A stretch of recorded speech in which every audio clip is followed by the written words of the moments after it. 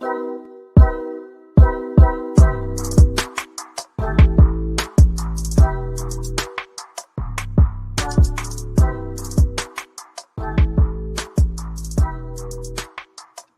is up, IDP Army Fantasy Football Fanatic? It is your man, Jordan Rains, at 50 Shades of Drunk. Welcome to the show. This is the IDP Army podcast. If you are watching on the channel, we have got week 15 IDP waiver wire targets and playoff targets for you for IDP Fantasy Football. It's going to be a good show. Before we get started, do me a big favor. Thumbs up this video, subscribe to the channel. And do me an even bigger favor, go down in the description of this video. There are 2 podcast feeds. Please subscribe to both of our podcast feeds and please give us a 5-star rating and review. It would mean the world to us. All right, so we're not going to waste a lot of time today. Not that we ever waste time around here. We're going to give you what you wanted. We're going to jump right into the IDP waiver wire targets for week 15. Before we do that, though, we do want to talk about, we did have some big injuries this week. Okay. Some of the bigger ones, Big Q, Quentin Williams for the Jets, left the game after 2 sacks of Josh Allen with a calf injury. Still not sure exactly the severity of it, but it didn't look good. He did get his 11th total sack on the season, putting him to double digits, which was awesome. He's been having an amazing year for IDP and just in general. It's a big loss for the Jets, but that defense and that team, they should overcome. They have some really good players there, but you're going to be missing Big Q down the stretch here. Hated to see that. Another edge rusher we lost this week to injury was Trey Hendrickson. Broke his wrist, apparently, while he was in the game. Played the whole 4th quarter with a broken wrist. I think they said he was going to miss like 2 weeks, 2 or 3 weeks. I don't know if that means they're just going to like cast it up and then he's going to play with a cast or if they expect it to be fully healed. But he's going to be out for a little while. We do have a replacement player on the waivers that we like for him. And then Jeremiah Owusu-Koramoah for the Browns, the Cleveland Browns. He went down with an injury. I think it was an ACL. If I'm not mistaken, if not that, it was a pretty bad one. It's going to be 3-4 weeks at the very least. From what I remember, I think it was months or weeks. I can't remember exactly what it was, but it's not good. So we do have an immediate replacement for him. And I'll just tell you who that is, actually. It's Deion Jones. I won't spend too much time talking about him, but he's really just going to replace him. They have so much depth with the Cleveland Browns at linebacker. Deion Jones is actually going to be able to get on the field this week. So let's go ahead and jump on in to this week. So some of these players were maybe on your waiver still or not. I just wanted to acknowledge that Willie Gay is having a great season. He had that touchdown the other day. He had an interception. He's not playing 100% of snaps, which some people knock in IDP, say a player can't be played if he isn't playing 100% of snaps. Willie Gay is directly challenging that. He's been putting up phenomenal weeks, as you can see here in his point totals since week 9. 8-point game that week. Not great, but since then, 26 points, 29 points, 10 points, 13 points, and 31 points this last week. So if he's out on your waiver wire by chance, go get him. He's going to be great down the stretch because he's a dynamic playmaking linebacker. That's just reality. 2 other players that I think are kind of heating up here the last few weeks.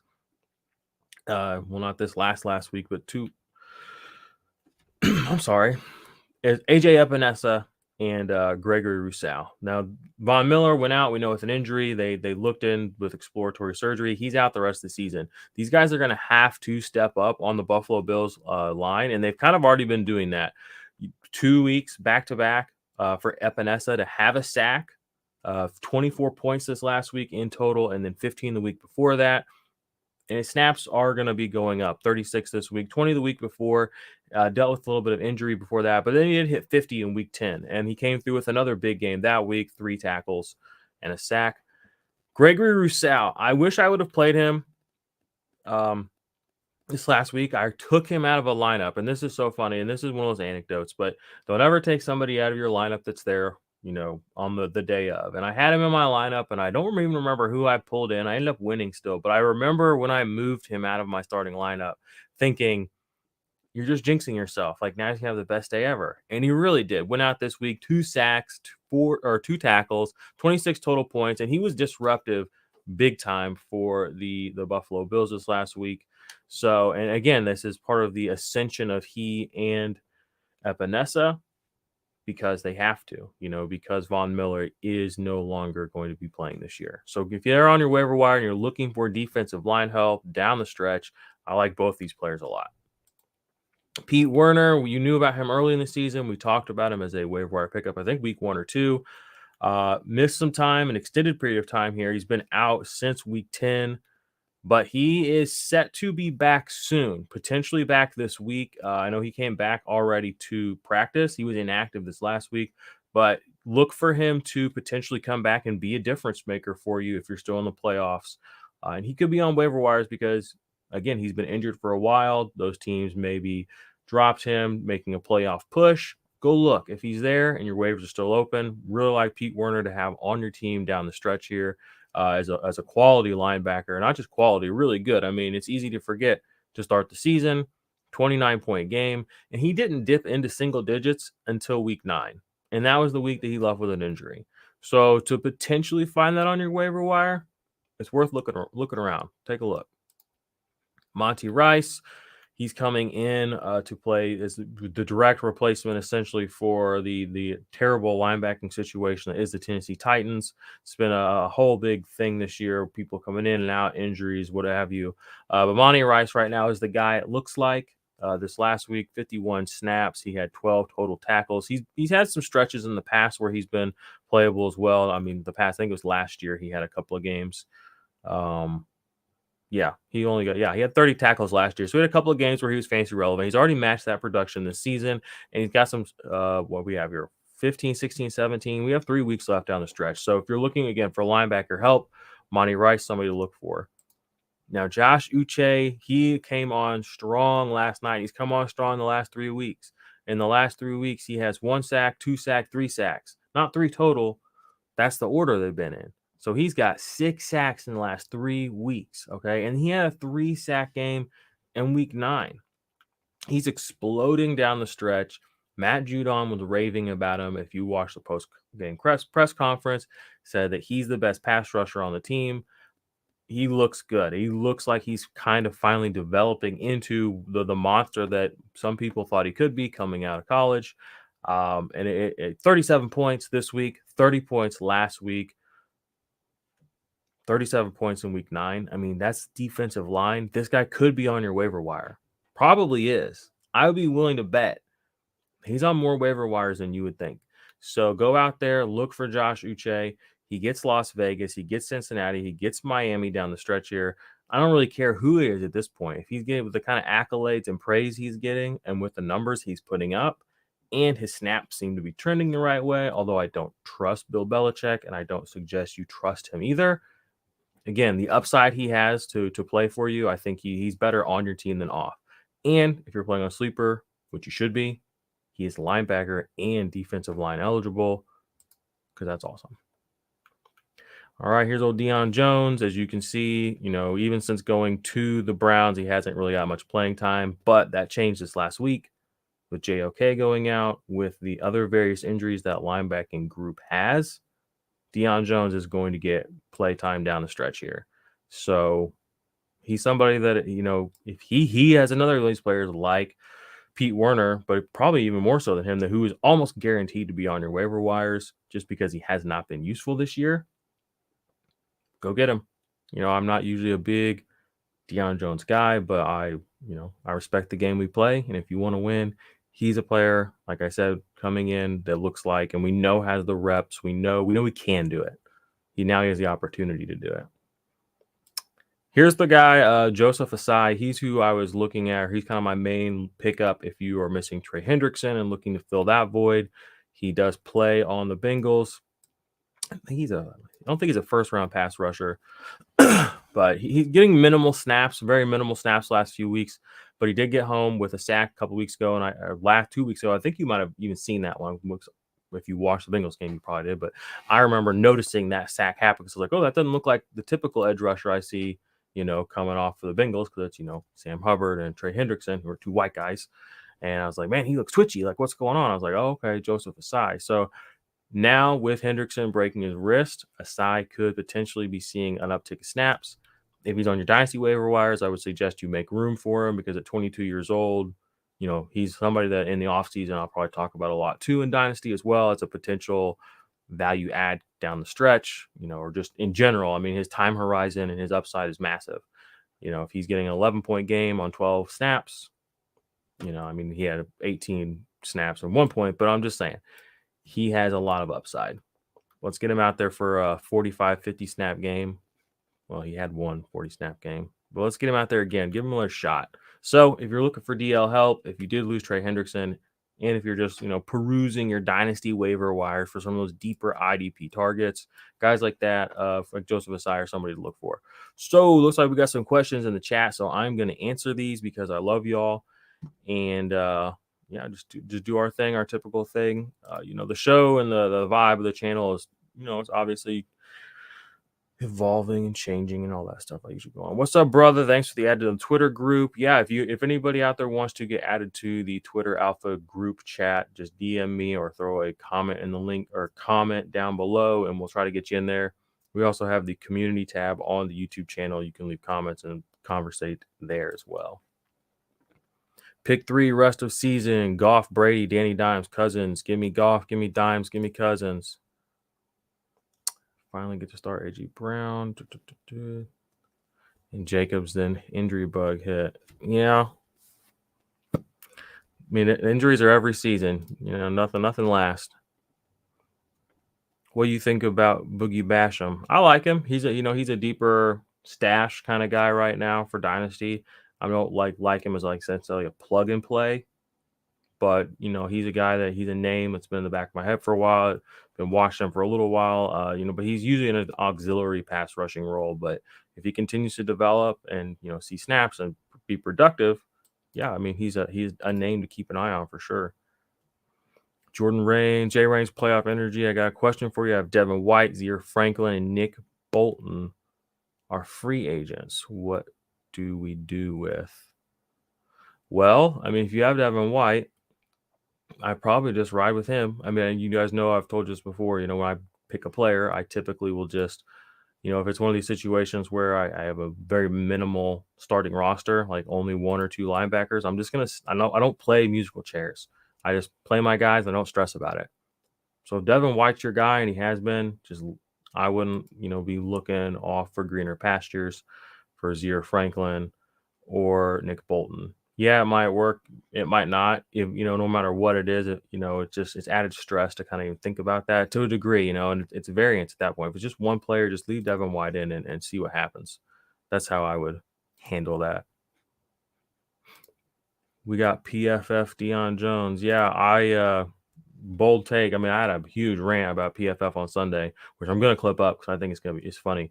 But I think it's going to look, I don't know, PFF, I don't think they'll be around in 5 years, 6 years. And if they are, they're going to have a massive rebrand because they had like a $4 billion valuation round, or they just got tons of money VC funding like less than a year ago. And they just laid a bunch of people off, lowering their prices. What does that tell you? That tells you their product is not in demand. Why? I think we all know why.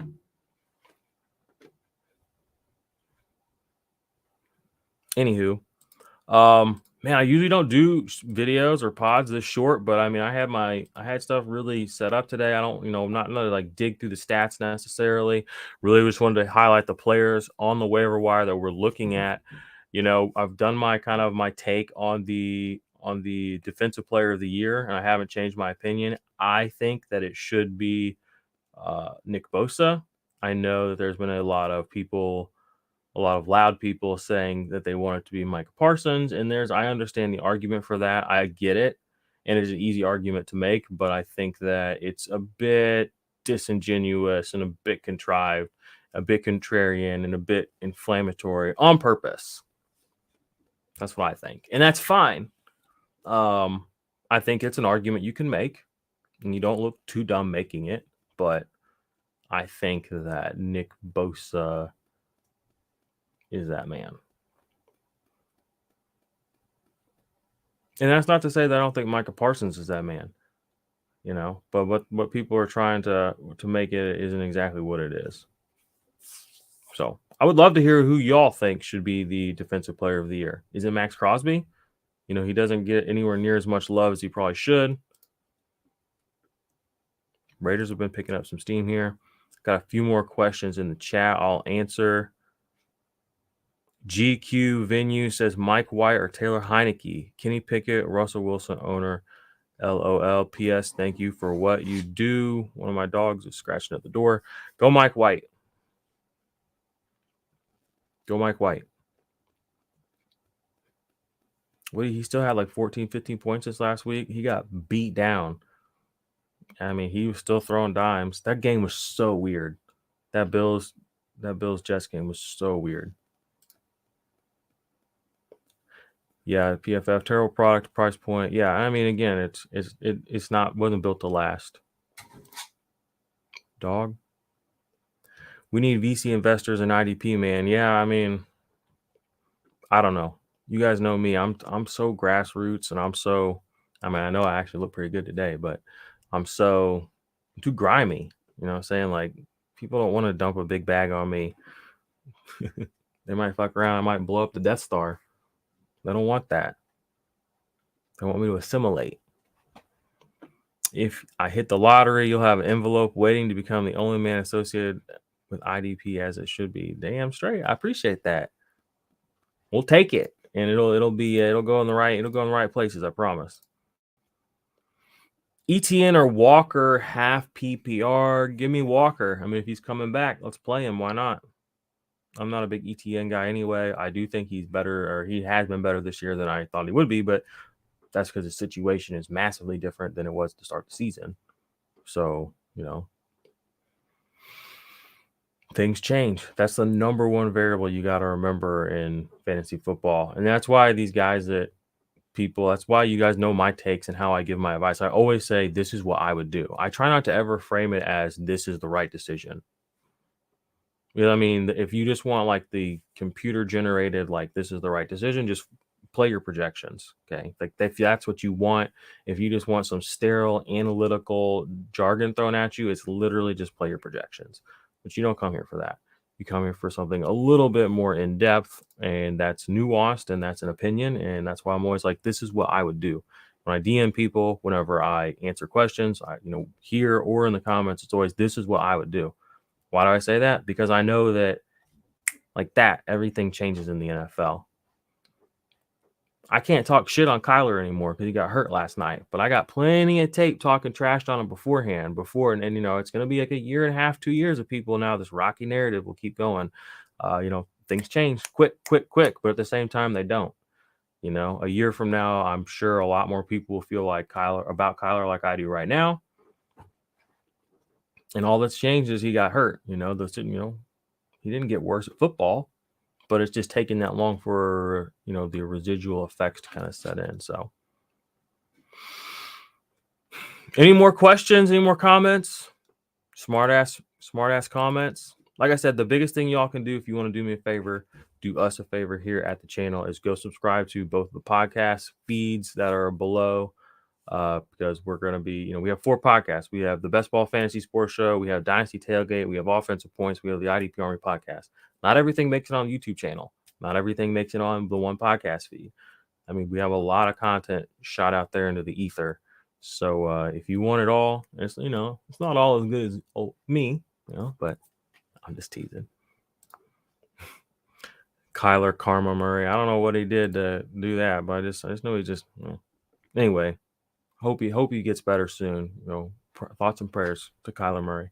Should I ride with Alex Highsmith and Zadarius Smith in the DL slot, or should I go after it, not them? Slots, or who should I go after if not them? I like both of them. Why wouldn't you play them? I like Smith and I like Highsmith. Highsmith, one of the leading sack guys in the league still to this day. He has 10 sacks on the season. Zadarius Smith has 9.5. Highsmith did have kind of a down week a couple weeks ago, but he still has 47 tackles on the season, 8 of those for a loss, 15 quarterback hits. Zadarius Smith, 20 quarterback hits, 36 tackles, 15 for a loss. I'm fine. I mean, those are guys that you plug and play every week. So, all right. Well, this has been fun. Do me a favor, go watch the Dynasty Risers video that I did on Friday. I have a Dynasty Fallers video I'm going to do, and these aren't like my opinions. This is just like the Dynasty market, going over it, looking at keep, trade, cut, seeing who's gone down, who's gone up the most, based on the market value, showing spots where we've been ahead of market on certain players and how you can get an edge to win your fantasy leagues. That's what we do here. We don't talk about it, we be about it. Also, no one's asked yet. Some of the folks we'll stream a little later today than usual, but the IDP Army, the Green Ranger team in the bash, what do y'all think? Y'all think I'm letting you down? No. We're just scooting and booting, baby. Coming for that number one spot. All right. We living good out here. Don't say I didn't tell you Jerick McKinnon was going to be a good play this week. All right. Guess who drafted Jerick McKinnon in the bash? You might know him. You might have heard of him. I know a guy. Guess who played him? Might know a guy. It's like that. All right, IDP Army, we really about it. Thoughts and prayers. We made it through another round. I think we got like 3 more weeks. We're down to the last 25 right now, I think, or what, I don't know what the number is, but we're this close, baby. We're this close. Keep manifesting. Keep manifesting, squad. And the bash only gonna get bigger and better. That's the other thing too. Like, this is my promise to y'all. If and when I win the bash, when it comes back next season, forget about it. I mean, you'll never get a winner like me again. It's gonna change the whole world, but we might spit shiner up a bit. Jesse Bates finally had a good week. Just saying, yeah, that's how it goes. Everybody, like, look at Chandler Jones. He finally had 2 good weeks in a row. What are you gonna do? Too little, too late, my guy. It's week 15. Brisker or Deshaun Elliott? Ooh, that's a good question, but it's definitely Brisker. He's got just more upside. I think he just has more upside on that team, especially with Roquan leaving now. Not that Sanborn's a slouch, but I think there's just a little more opportunity for him to get up there and maybe pick up some extra tackles. And he's a dynamic playmaker behind the line of scrimmage and deep, as all good safeties should be. Let me see if I can pull up the pass deflection leaders. Yeah, I think Sauce Gardner's pretty much got the defensive player of the year as far as rookies on lock. He has 16 pass deflections, 54 tackles. He's got 3 tackles for loss, which you can be like, oh, okay, like that's not bad. I saw something the other day, I think. Aiden Hutchinson has 4 tackles for loss. Aiden Hutchinson's a defensive line player. And he's tackled 4 people behind the line of scrimmage this season. I'm going to double check this real fast because I really want to know now. And Sauce Gardner, who's a cornerback, he's got 3 tackles for loss. Okay, Aiden Hutchinson's up to 6 tackles for loss. He had 2 last week, so he did have 4 until this week. Good for him. I'm just saying, it seems like it's Sauce Gardner's to just run away with at this point.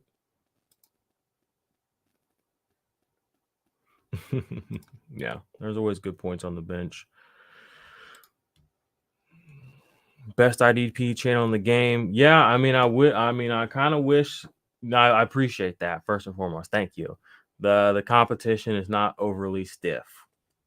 Let's just put it that way. It's easy to look good when your competition is what it is. Competition. We use that word liberally around here. Brisker or Baker? I'm in the playoff starting week 16 and hopefully 17. Ooh, Brisker or Baker. All right, this is actually going to warrant a little bit of a more in-depth look. Let me look at old Brisky here. Oh, Brisket. Oh, yeah. I mean, he's just dynamite. Just looking at his box score is just dynamite. It's going to be hard to justify taking him out for any reason. And even for Buda Baker. Let's see. Is there any way you can play them both? Like, what's up with that? What you doing out here, Cliff? Man, but Buda Baker's just got that floor that's so high. Last 2 weeks, though, only 10, but then you can argue it that he's got it coming. Man. I think I would go Brisker. He's just got a little bit more impact play upside. And I mean, you guys know how I feel about Buddha. He's great. He's high floor, high ceiling on the year, but he doesn't make a lot of high level impact plays, you know. And like I said, I mean, Brisker's out here doing his thing. So he gets Philly. Philly can drive the ball. I mean, they're going to have possession a lot. I think I'm going to lean Brisker, as crazy as that is. Double check me on Sunday morning and make sure I get my rankings adjusted to reflect that. I think this is one of those times where I actually think I might make a switch. Like I was just talking about how I don't do that, but I might for this one. Just because Brisker shouldn't, like, you know, we have to drop Baker only one. Well, if you're going to do that, wait till like Sunday then, so nobody else can pick him up and play him against you. Right? All right, y'all. In order to make the algorithm love us more, I am going to shut this video down right now because we don't want to go over 30 minutes. So do me a favor, subscribe to the channel. And yeah, tell a friend about us, and we'll be back on Sunday morning with the Sunday morning live stream answering start-sit questions. And then I'll be back later, not today, but in a couple of days with the top 5 dynasty followers per keep, trade, cut. And make sure you subscribe to both of the podcast feeds. Links are in the description. Having a very special guest coming on the Best Ball Fantasy Sports Show. We are recording that on Thursday morning, so that will come out sometime over the weekend. You won't want to miss that. It's going to be awesome. So, IDP Army, until next time, deuces.